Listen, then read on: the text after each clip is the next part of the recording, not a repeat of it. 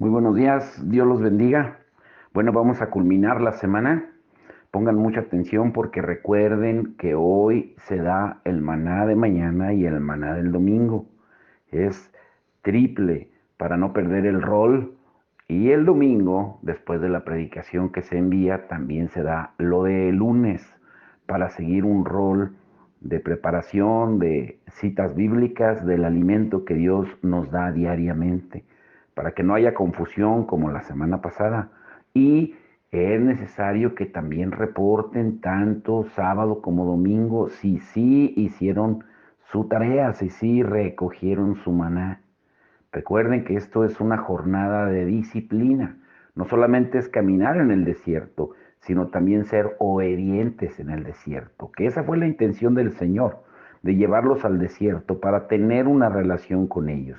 Ahora, partiendo en lo que nos quedamos ayer, ¿cuál fue la intención primaria, la más importante, por la cual Dios llamó a sus discípulos? ¿Mm? ¿Para usarlos o que estuvieran con Él? En Marcos 3:14 dice que primero los llamó para que estuvieran con Él y después para enviarlos a predicar. Ahora, no vamos a poder hacer lo que el Señor quiere mientras no nos despojemos de todo lo viejo. Isaías 43, 18 al 19 dice, no os acordéis de las cosas pasadas, ni traigan a la memoria las cosas antiguas. He aquí que yo hago cosa nueva, pronto saldrá a la luz, ¿no la conoceréis? Y otra vez abriré camino en el desierto y ríos en la soledad. A fin de conocer a Dios más íntimamente, debemos darle la bienvenida al cambio. Y no hay mejor lugar que el desierto para experimentarlo.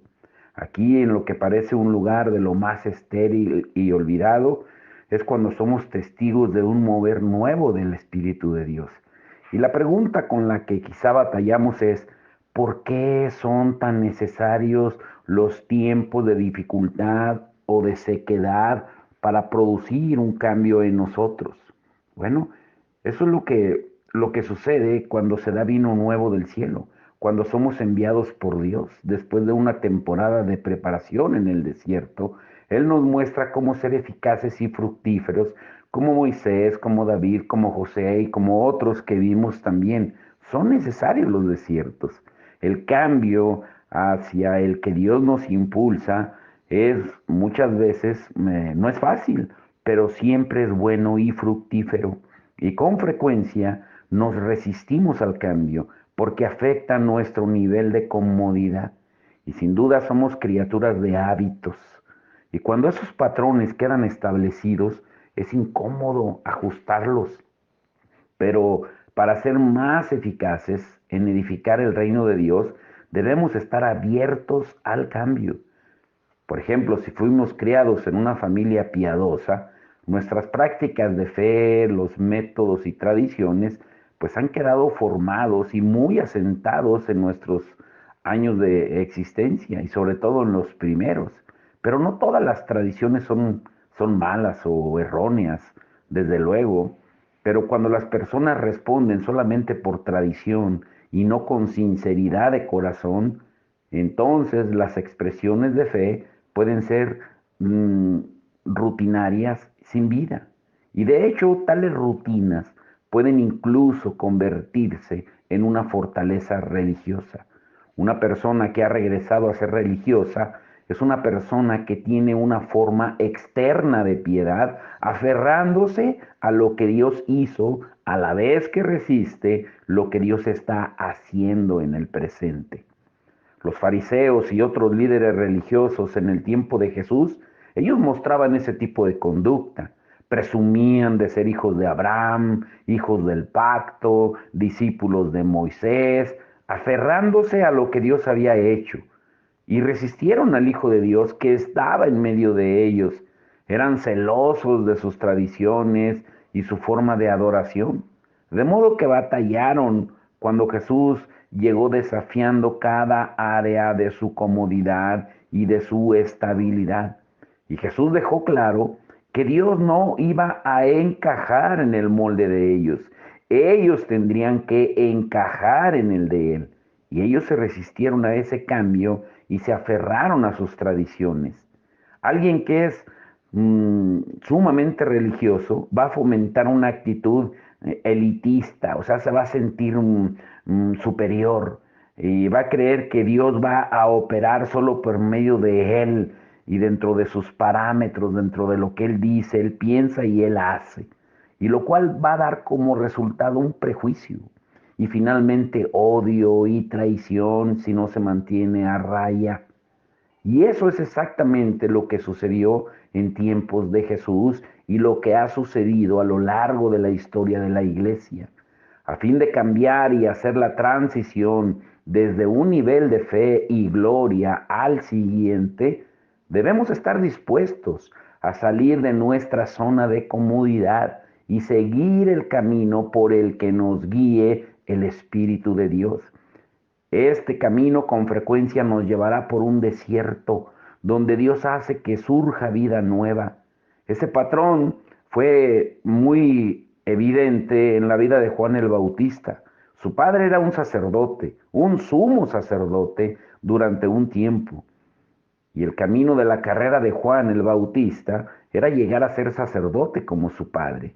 Debía ir a la escuela en Jerusalén, estudiar para convertirse en sacerdote bajo la enseñanza de un famoso maestro Gamaliel, pero un día el Espíritu del Señor comenzó a llamar a Juan al desierto. Mientras más oraba Juan, más fuerte era su impulso interno de ir al desierto. Y estoy seguro de que surgió un conflicto en su interior y quizá tuviera pensamientos como estos. Bueno, todos mis amigos con los que he crecido van a ir a la escuela bíblica, van a tener sus diplomas, serán reconocidos como líderes, serán ordenados, tendrán la capacidad de predicar en cada sinagoga del país. ¿Qué pensarán de mí? ¿Cómo podré cumplir mi destino si no voy a la escuela bíblica, al seminario bíblico? Sé que hay un llamado en mi vida. Mi papá me dijo que un ángel le anunció mi nacimiento y le dijo que yo sería un ministro, pero si salgo a ese desierto, nadie sabrá nunca quién soy yo. Nunca me invitarán a predicar. Ahora, escuchen esto. Ahorita continuamos con la historia de Juan, pero hagamos una pausa. Mientras estás en el desierto, quiero decirte esto. El que tenga oídos para oír, oiga. Vive en una tienda. No construyas una casa mientras estás en el desierto. Lo diré de nuevo. Mientras estás en el desierto, vive en una tienda. No construyas una casa. ¿Qué quiere decir? No olvides nunca que el desierto es temporal y solamente lo estás atravesando. Por lo tanto, mientras estás en el desierto, vive en una tienda y sin duda que no construyas una casa. Aunque los israelitas pasaron décadas vagando por el desierto, ese nunca fue el plan de Dios. Él no les dijo que encontraran la mejor ubicación posible y se establecieran cediendo a lo que parecía su realidad, construyendo casas. No, ellos vivieron en tiendas siempre listos para empacar todo y moverse cuando la nube comenzaba a moverse. El desierto siempre tuvo la intención de ser un lugar temporal, no un destino. Dios nunca dijo, oigan, este desierto no es tan malo, después de todo, ¿quién necesita una tierra prometida? Comenzaremos a cavar cimientos y construir casas de verdad para ustedes y para mí. Si incluso Dios mismo vivió en una tienda durante la travesía por el desierto, recordemos que el mismo Moisés le levantó un tabernáculo, una tienda móvil a Dios. Acampar puede ser divertido, incluso agradable, pero solamente por breves temporadas. Pero la mayoría de nosotros preferimos dejar el aire libre y vivir en una casa de verdad. No te desorientes y pongas tus cimientos en el desierto. Debes estar preparado en todo momento para empacar, para seguir adelante y finalmente guardar tu vieja tienda. Ahora, volviendo a la historia de Juan, Juan en su llamado al desierto, él superó las preguntas que bombardeaban su mente y decidió seguir al Espíritu que lo llevó al desierto. Dice en Lucas 1:8, y el niño crecía y se fortalecía el Espíritu y estuvo en lugares desiertos hasta el día de su manifestación a Israel. Es interesante observar que Juan comenzó su formación en el desierto cuando era niño y pasó años de preparación para un ministerio que solamente duró 6 meses. Sin embargo, Jesús dijo que él fue el mayor profeta nacido de mujer. La Escritura no habla mucho acerca de la duración del tiempo, el número de desiertos y las dificultades o las difíciles circunstancias que enfrentó Juan. Lucas 3:2 dice, y siendo sumo sacerdote Anás y Caifás, vino palabra de Dios a Juan, hijo de Zacarías, en el desierto. Y es interesante notar que mientras Anás y Caifás operaban bajo lo que se había convertido en un sistema religioso fuera de sincronía con Dios, Juan se estaba formando. Era un vaso nuevo en los lugares difíciles y secos. Y es ahí donde se revelaría el vino nuevo.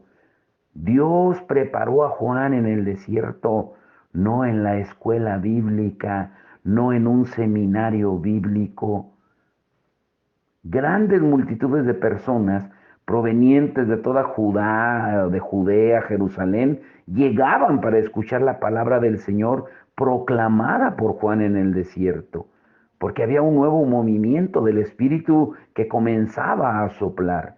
Se estaba liberando vino nuevo, pero en el desierto, no en los lugares religiosos. Y quienes estaban hartos de la hipocresía y las tradiciones religiosas, fueron también a ver a Juan con corazones dispuestos a cambiar como preparación para la aparición del Hijo de Dios, de Jesucristo. Poco después de aquello, llegó Jesús para ser bautizado por Juan en el río Jordán. Y aunque Juan se sentía indigno de bautizarlo, Jesús insistió en que lo hiciera. Era necesario que el ministerio de Jesús comenzara desde lo que el Espíritu de Dios estaba haciendo en aquel momento en la tierra. Jesús fue entonces lleno con el Espíritu Santo y fue llevado inmediatamente por el mismo Espíritu al desierto. La Biblia es muy clara en que cuando Jesús fue enviado al desierto estaba lleno con el Espíritu, pero después de los 40 días de prueba y tentación salió del desierto en el poder del Espíritu, porque ahora estaba equipado para el ministerio para el cual él había venido a la tierra. Solamente tras pocos meses del ministerio de Juan el Bautista, había surgido otra cosa nueva desde el desierto, el ministerio de Jesucristo. Y no mucho después de que Jesús comenzara su ministerio, leemos en Lucas 5:33, cierto día algunas personas le dijeron a Jesús, los discípulos de Juan el Bautista ayunan y oran con frecuencia, igual que los discípulos de los fariseos. ¿Por qué tus discípulos están siempre comiendo y bebiendo? La primera pregunta que debemos plantear es, ¿quién son esas algunas personas? Y descubrimos la respuesta en el Evangelio de Mateo 9:14. Un día, los discípulos de Juan el Bautista se acercaron a Jesús y le preguntaron. Durante años yo pensé que eran los fariseos, pero el día en que descubrí que fueron los discípulos de Juan el Bautista, eso dio una nueva luz a esta parte de la Escritura. Aquellos hombres, los discípulos de Juan, estaban molestos porque ellos ayunaban con frecuencia, oraban largas horas, pero los discípulos de Jesús no lo hacían de ese modo. Los seguidores de Juan hacían todo el sacrificio y sin embargo los discípulos de Jesús tenían toda la atención. Una de las mayores maneras en que se movía el Espíritu de Dios en tiempos de Juan el Bautista era mediante mucho ayuno. Sin embargo, estos discípulos de Juan no habían hecho la transición o el cambio desde el patrón ministerial de Juan a lo que el Espíritu de Dios estaba haciendo ahora. Creían que su método de ministerio y adoración era lo que había producido el fruto. Habían pagado un alto precio por seguir a Juan el Bautista, dejando atrás a sus familias para vivir en el desierto y comer insectos. Y sin embargo ahora su líder estaba en la cárcel. Ese nuevo hombre tenía discípulos a su lado que no estaban aplicando las reglas que ellos habían aprendido. El equipo de Juan se ofendió y estaba en peligro de desarrollar un espíritu religioso. Recordemos que los espíritus religiosos siempre se aferrarán a lo que Dios hizo, a la vez que resisten lo que Él está haciendo. Es posible que los seguidores de Juan estuvieran más interesados en su lealtad a su líder y cómo deberían comportarse sus seguidores que en lo que Dios estaba haciendo y diciendo ahora. Su enfoque ya no era el corazón de Dios. El método que antes pudo haber llevado al corazón de Dios era ahora su enfoque. O sea, se empezaron a enfocar más en métodos que en el Dios del método. Comenzaron a dominar el orgullo y la ofensa. Quienes estaban con Juan habían invertido tiempo y posiblemente dinero en el ministerio. Y ahora todo lo que habían hecho, lo que habían defendido u obtenido, estaba amenazado. Y por lo tanto, no, no cedieron y resistieron el cambio, aunque su líder había declarado sobre Jesús en Juan 3:30, es necesario que yo mengüe y que Él crezca. Él debe tener cada vez más importancia y yo menos. Y veamos cómo le responde Jesús. En Lucas 5:34, cuando vinieron a preguntarle, bueno, ¿por qué tus discípulos no ayunan? Y Jesús les dice, ¿acaso los invitados de una boda ayunan mientras festejan con el novio? Por supuesto que no. Y él expone sus caminos religiosos diciendo, ¿por qué tendrían que hacer un ayuno cuando el Hijo de Dios está en medio de ellos? Lo único que tienen que hacer si necesitan algo de Dios es acudir a mí.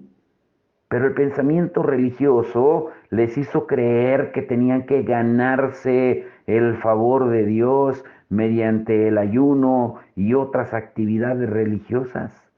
¿Mm? Hace un momento, platicando con Isabel, cuando fuimos por nuestras princesas, me comentaba que llegó a una tienda allá de la labor a comprar chorizo y que un hombre le dijo, ¿a poco va a comer carne si no se come carne? En un viernes de esos de los religiosos, y que ella le dijo, es que lo que contamina no es lo que entra, es lo que sale. Y hoy sucede lo mismo. Igual que en el tiempo de Juan el Bautista, los discípulos de Juan el Bautista consideraban el ayuno un medio de acceso a Dios, lo cual sentían que eso los iba a poner por encima de otros que no ayunaban o que usaban otros métodos. Y así el orgullo hizo lugar en ellos. El método se volvió más importante que su fruto original.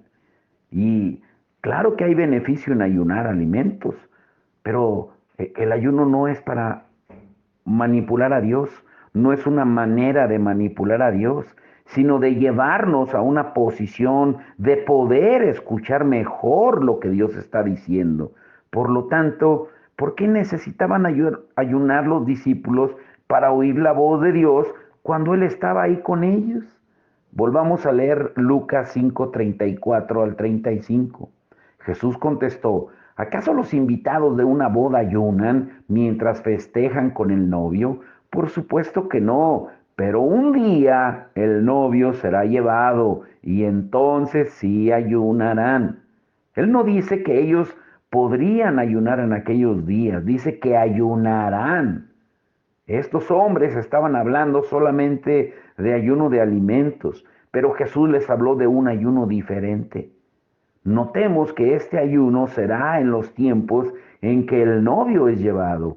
Está hablando de un ayuno de su presencia manifiesta, no solo de un ayuno de alimentos. Y sabemos eso porque Él pasa a explicarlo en la parábola que está a punto de contarles.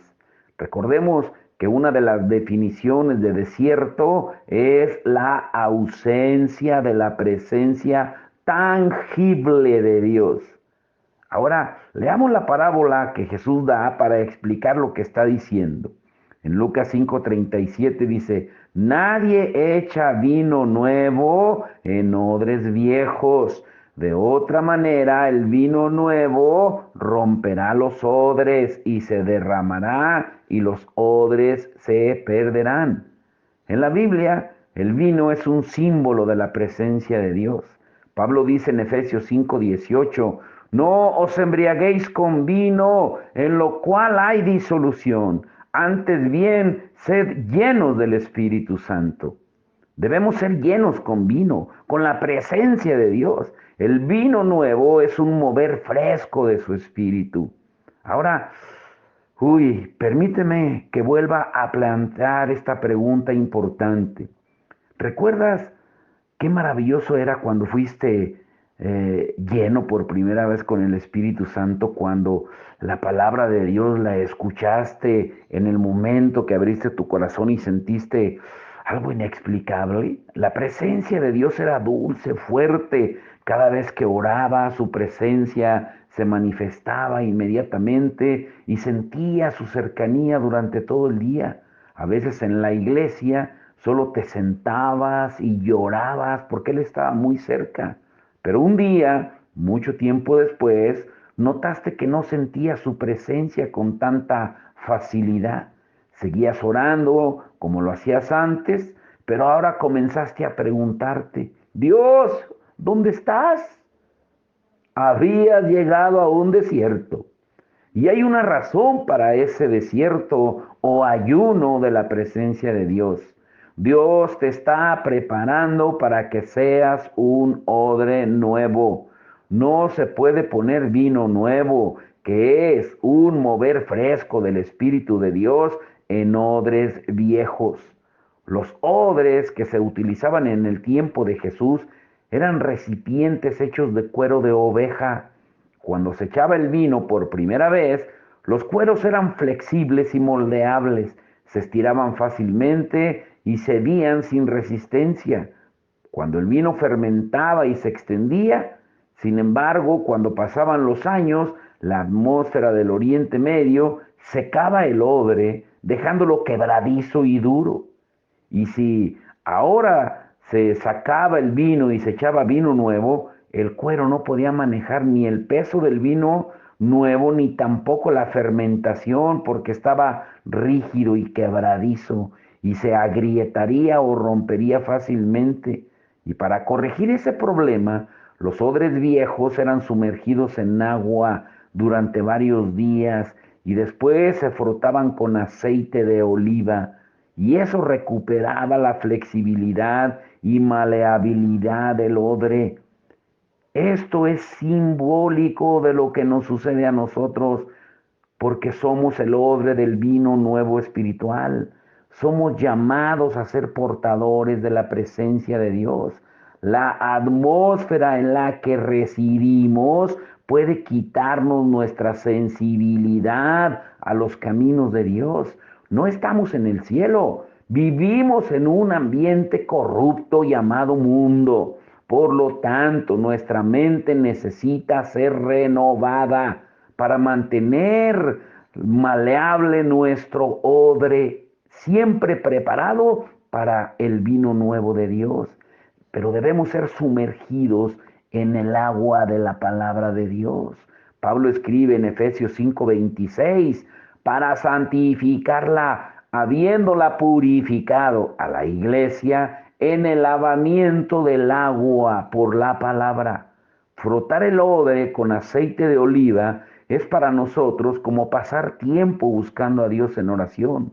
Cuando pasamos tiempo con Dios en su palabra y en oración, nuestra mente es renovada y ya no somos rígidos en nuestros caminos y métodos. Pero para rejuvenecer el odre viejo, antes tienes que sacar el vino viejo. Eso significa que no hay nada de vino en el recipiente, ninguna presencia tangible de Dios. Eso significa un ayuno de la presencia tangible de Dios. O como hemos estado diciendo continuamente, significa un tiempo seco en una temporada. Así te estás preparando para el cambio. Ahora, ¿por qué aparta Dios su presencia tangible? ¿Para hacer que te sientas frustrado? No, aunque eso va a ocurrir, ¿eh? Es porque quiere ubicarte en el estante hasta que tenga necesidad de ti. No, la razón por la cual retira su presencia es para hacer que lo busques a Él, incluso con mayor diligencia. Esa búsqueda te hace ser flexible y maleable otra vez. Las personas que se vuelven rígidas e inflexibles son personas que han dejado de buscar a Dios, se establecen en sus métodos, en sus patrones de pensamiento, en sus hábitos, se establecen en sus fórmulas que ellos mismos han creado de sus experiencias. Esa era la condición de aquellos hombres que seguían a Juan el Bautista. Se unieron a él porque podían ver que el Señor obraba poderosamente por medio de él. Sin embargo, en lugar de seguir adelante hacia el premio celestial de conocer a Dios íntimamente, se volvieron rígidos en sus creencias y en sus métodos. En cada mover de Dios hay una enseñanza fresca que surge. La enseñanza y la sana doctrina son un medio de llevarnos al corazón de Dios. Sin embargo, si nos quedamos atascados en nuestro enfoque de la enseñanza o la doctrina en sí, entonces finalmente eso nos llevará a la atadura religiosa, al legalismo o el error, o a todas estas cosas. No podemos conocer a Dios mediante un método rígido de adoración, pero muchos cristianos caen, sucumben sin darse cuenta a ese estilo de vida, porque establecen sus patrones fijos, sus pasos, su rutina de adoración, y entonces cuando finalmente tienen el conocimiento para ser el cristiano modelo, dejan de buscar a Dios y se establecen en sus patrones, en sus tradiciones que han desarrollado. Sin embargo, en cierto modo se sienten vacíos, aunque para ellos están viviendo el Evangelio, según ellos, el Evangelio verdadero. Jeremías 29, 12 al 13 dice, entonces me invocaréis y vendréis y oraréis a mí, y yo os oiré, y me buscaréis y me hallaréis, porque me buscaréis de todo vuestro corazón. Orar no es por sí solo suficiente para encontrar a Dios. Hay muchos que están atados por fórmulas religiosas y que oran fielmente. Dios dice que en tu oración debe haber una búsqueda diligente de Él. Aquí afirma claramente que habrá búsqueda y eso requiere algo más que un esfuerzo rutinario. Requiere un deseo apasionado de buscar su corazón. Por eso Dios dice en Hebreos 11:6, todo el que desea acercarse a Dios debe creer que Él existe y que Él recompensa a los que lo buscan con sinceridad. Volvamos a leer lo que dice Jesús en Lucas 5:37 al 39. Y nadie echa vino nuevo en odres viejos. De otra manera, el vino nuevo romperá los odres y se derramará, y los odres se perderán. Mas el vino nuevo en odres nuevos se ha de echar, y lo uno y lo otro se conservan. Y ninguno que beba del añejo quiere luego el nuevo, porque dice, el añejo es mejor. Ningún hombre que esté acostumbrado al vino viejo va a querer inmediatamente el vino nuevo. La palabra clave aquí es inmediatamente, porque somos seres humanos con hábitos y patrones, y Dios debe romper esas zonas de comodidad, vaciando el vino viejo y permitiéndonos atravesar una temporada seca de preparación sin vino, para que podamos tener sed del vino nuevo. Cuando tienes sed y no hay nada para beber, no te quejarás. No quiero este vino nuevo, quiero el añejo. Si deseas la presencia y el poder de Dios, estarás abierto al mover fresco del Espíritu de Dios en tu vida. Serás como David, que dijo en su tiempo de desierto: oh Dios, tú eres mi Dios, de todo corazón te busco. Mi alma tiene sed de ti, mi cuerpo te anhela en esta tierra seca y árida donde no hay agua. Te he visto en tu santuario y he contemplado tu poder y tu gloria. Salmo 63, del 1 al 2. David tenía sed del poder y de la presencia de Dios. Y como resultado, cuando entró en la obra para la cual fue llamado, era flexible a lo que el Señor deseaba, contrariamente al rey Saúl, que hizo las cosas a su propia manera y no a la manera de Dios. ¿Y saben por qué? Porque Saúl nunca estuvo en el desierto. ¿Mm? Nunca estuvo en el desierto. Y quédense con esto. Algunas personas regresan al pasado y desentierran todos los problemas que tuvieron. Y después miran al futuro y anticipan que tendrán más problemas. Y entonces van por la vida tambaleándose. O como decía mi abuelita, están enterrando al niño antes de morir. Filipenses 3:13 al 14 dice: no, amados hermanos, Pablo está diciendo aquí: no lo he logrado, pero me concentro únicamente en esto. Olvido el pasado y fijo la mirada en lo que tengo por delante. Y así avanzo hasta llegar al final de la carrera para recibir el premio celestial al cual Dios nos llama por medio de Cristo Jesús. Uy, uy, uy, está hermosa la palabra. Ahora escuchen, pongan mucha atención lo que hablábamos al principio. Hoy es el día 10, viernes 11 de marzo. Hoy es triple. Van a tener sábado y domingo para repasar. ¿Mm? Que no se confundan como la semana pasada, que algunos decían que no les había llegado el devocional, y eso de entender que tal vez no lo escucharon hasta el final. Y deben de reportarse de que ya recogieron su maná. Por ejemplo, el día de hoy, que es el número 10, es el número de prueba. El número 10 es el número con el que Dios mide nuestro progreso. ¿Mm? Él siempre nos medirá. Pregúntale acerca de tu progreso. ¿Cómo voy, Señor? Es una simple oración. No la hagas difícil.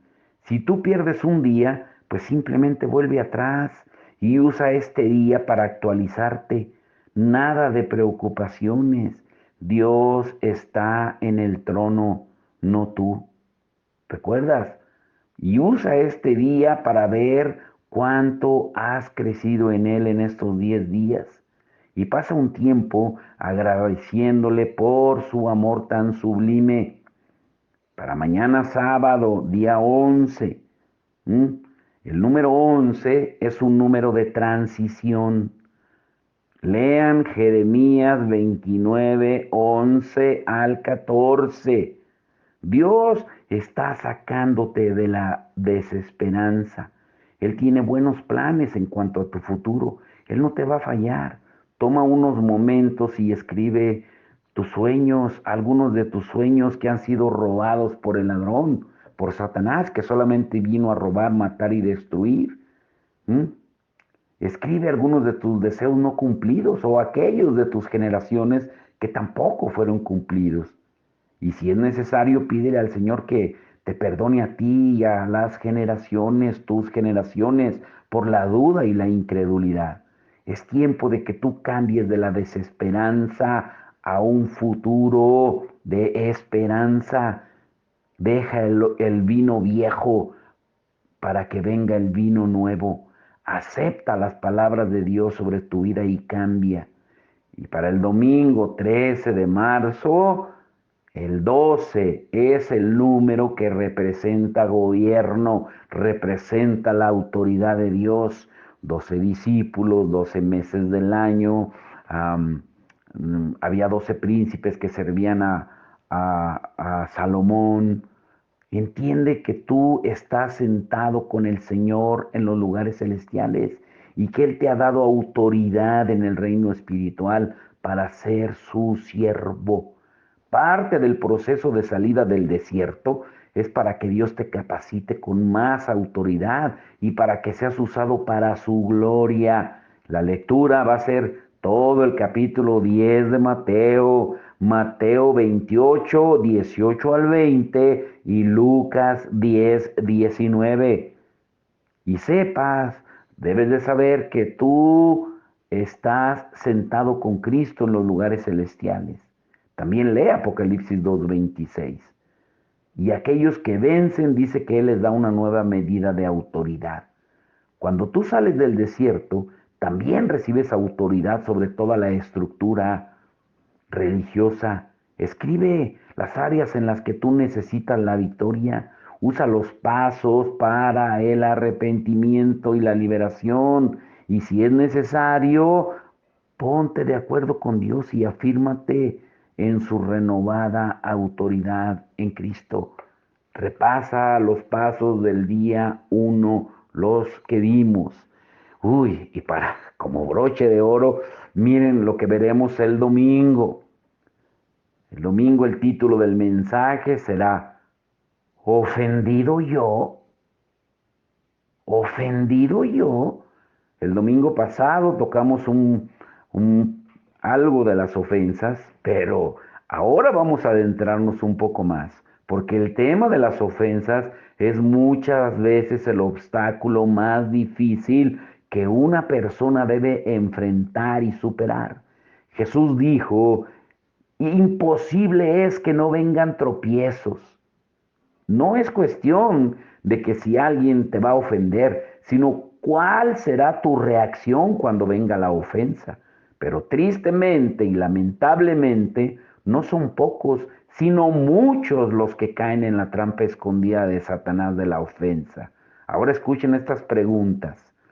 ¿Cuáles son las dos cosas?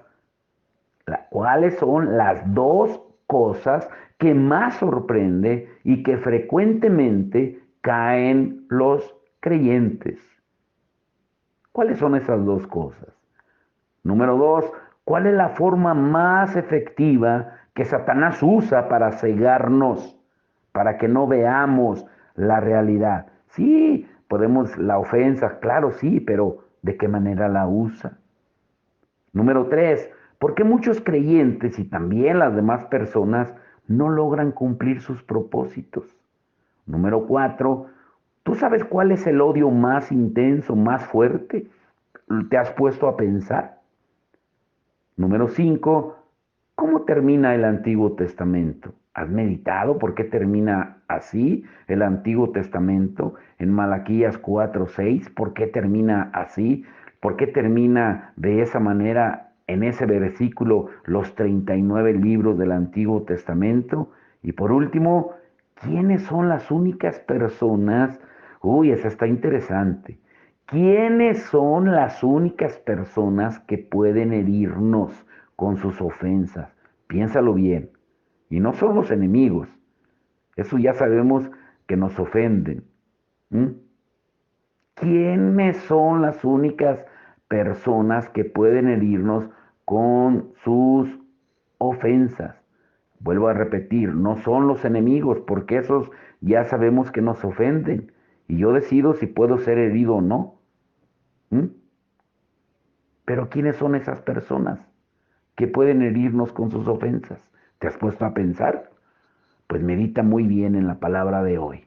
Padre, en el nombre de Jesús, te damos gracias por tu amor y tu misericordia.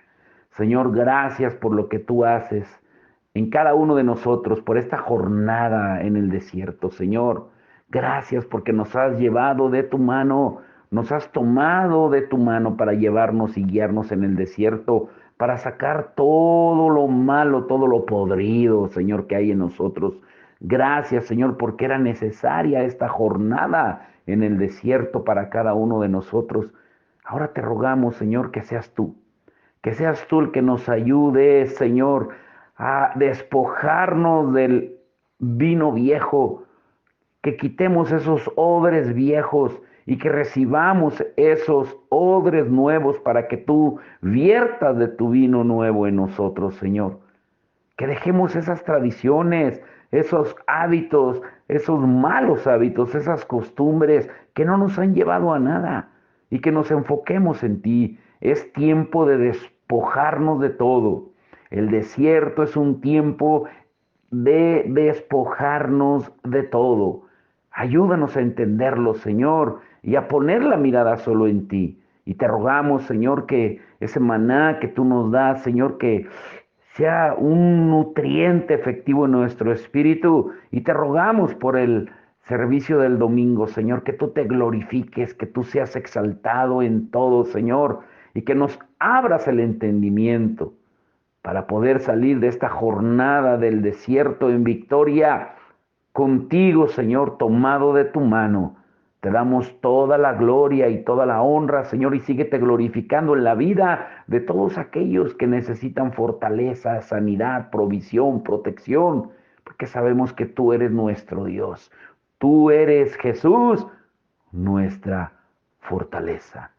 En el nombre de Cristo Jesús te damos la gloria y la honra, Padre amado, por todo lo que tú haces y seguirás haciendo.